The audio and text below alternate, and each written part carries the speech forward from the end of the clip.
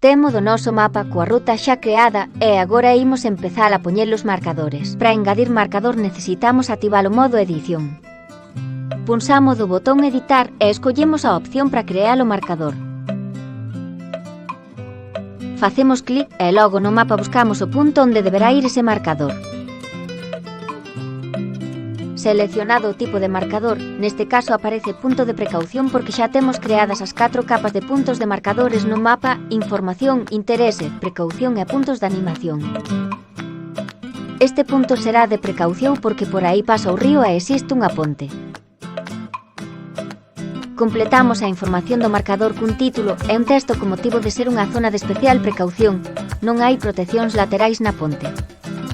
O seguinte paso é engadir unha imaxe. Para poñer unha imaxe en un mapa, no noso mapa digital interactivo, temos que utilizar unha plataforma diferente, un sitio onde xa temos subida das fotografías porque o mapa non permite subir as fotos directamente. Neste caso as fotografías están nunha galería de imaxes do colexio e temos a foto que corresponde a esa zona de precaución. Botón dereito, escollemos copiar ligazón de imaxe ou a acción que corresponda no navegador que usemos. Volvemos ao noso mapa interactivo e utilizando o código chave pegamos o código que copiamos á dirección da imaxe e pechamos con chave.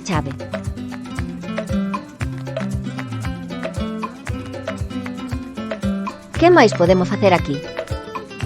Pois como xa está creadas as capas do mapa, non é necesario modificar nada. Hai opcións para escoller a forma da xanela, neste caso vai aparecer unha xanela grande, pero podemos escoller unha xanela de tamaño menor ou que apareza a información nun panel lateral. Imos deixar como está como xanela emerxente grande. Agora ao pechar a edición do marcador xa temos incorporados os datos, o seguinte é gardar e probar como funciona este marcador. Imos a modo de vista e facemos clic no marcador, xa vemos que aparece o título, unha pequena descrición e a foto que fixemos desa ponte.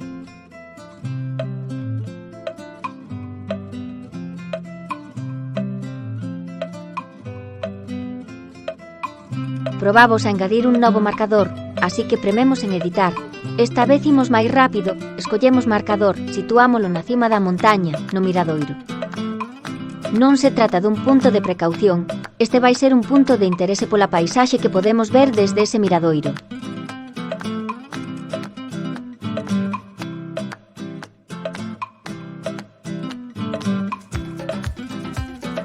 Engadimos igual que antes unha imaxe, escribimos as dúas chaves, copiamos a dirección da imaxe desde a galería, volvemos e completamos o código para poñer a imaxe.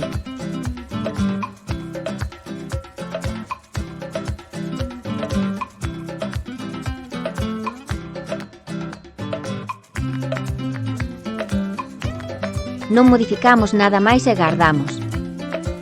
Pasamos a modo vista e comprobamos que o noso mapa funciona ben, así que facemos clic no marcador e aquí temos a foto do miradoiro.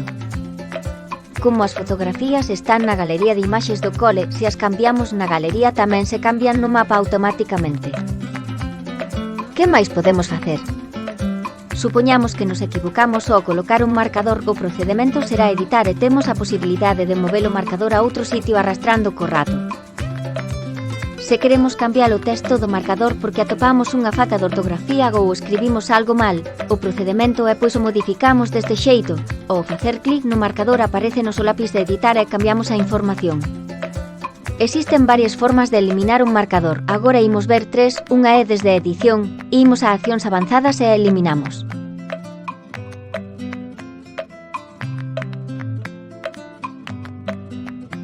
Outra posibilidade é eliminar directamente desde a icona da papeleira. Outra forma é ir ás capas que amosamos coa icona do menú, podemos botar unha ollada ás capas e os puntos que xa temos creados.